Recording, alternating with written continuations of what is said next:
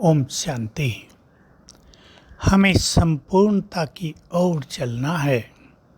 संसार में तो ये मान्यता है कि संपूर्ण तो केवल एक भगवान है। श्री कृष्ण को भी 16 कला संपन्न मानते हैं। संपूर्ण बनने के लिए हमें संपूर्ण समर्पण होना है, संपूर्ण प्योरिटी को धारण करना है, संपूर्ण शक्तियों को अपने में समाना है। तब हम संपूर्ण बनेंगे। कर्मातीत अवस्था और संपूर्ण अवस्था ये दो चीज़ें हैं। कर्मातीत का अर्थ होता है जब हम विकर्मों से मुक्त हो जाएं। श्रेष्ठ कर्मों से मुक्त होने की बात नहीं है। मुक्ति के मुमुक्षुओं ने, मुक्ति के जिज्ञासुओं ने, मुक्ति की साधना करने वालों ने ये मान लिया था कि हर कर्म से मुक्त कुछ भी नहीं, न अच्छे न बुरे। ये थोड़ी अधूरी व्याख्या थी।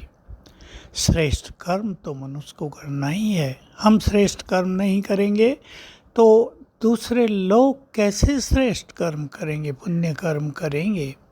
वो सोचते रहे पुण्य कर्म करेंगे, अच्छे कर्म करेंगे, किसी को सुख देंगे, किसी की पीड़ा हरेंगे तो हमें उसका उत्तम फल मिलेगा, फिर हम बंधन में आ जाएंगे। लेकिन आपको याद रखना है, श्रेष्ठ कर्म या उसका मिलने वाला श्रेष्ठ फल आत्मा को बंधन में नहीं डालता, बंधनों से मुक्त करने वाला है। ये विकर्मों को हमें समाप्त करना है योग अग्नि से।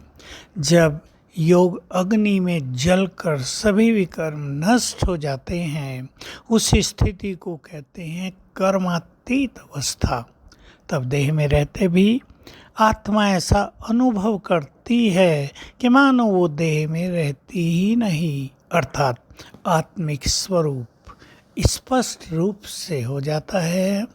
स्थिति बन जाती है हम जैसे अब देहभान में हैं, आत्मभान में स्थित हो जाते हैं।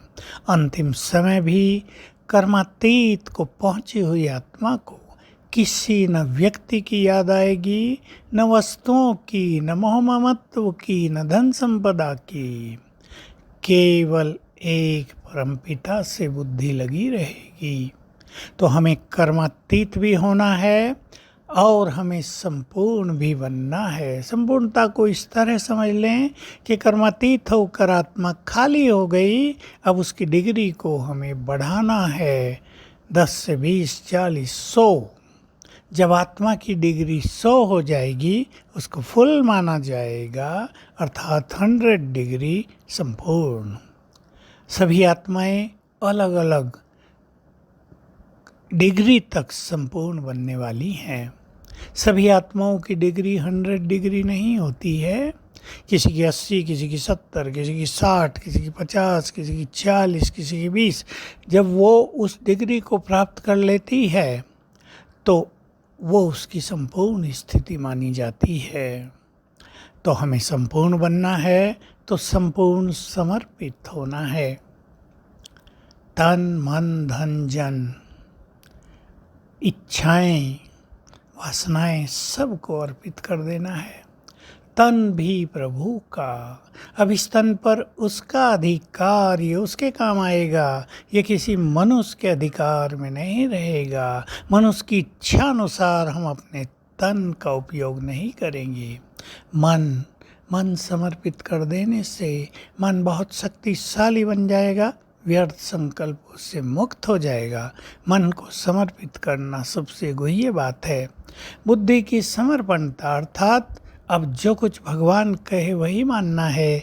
मेरी मत, मेरा विचार, मेरी राय ये सब नहीं। इससे बुद्धि बहुत डिवाइन और रिफाइन हो जाएगी। जन, समय सबको समर्पित करना है।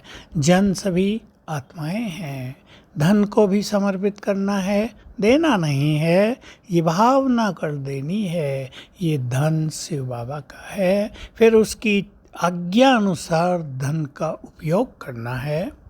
जन सभी आत्माएं हैं, आपके परिवार में जितने भी जन हैं समझ लें वे भगवान के बच्चे हैं। मेरा परिवार ईश्वरीय परिवार है, ये भगवान का परिवार है। समय को परमात्म कार्यों में समर्पित करें, सफल करें, तो ये सभी समर्पणताएं हमें संपूर्णता की ओर ले चलेंगी और हम बाप समान यानी भगवान के समान बनकर इस संसार में महान कार्य कर सकेंगे।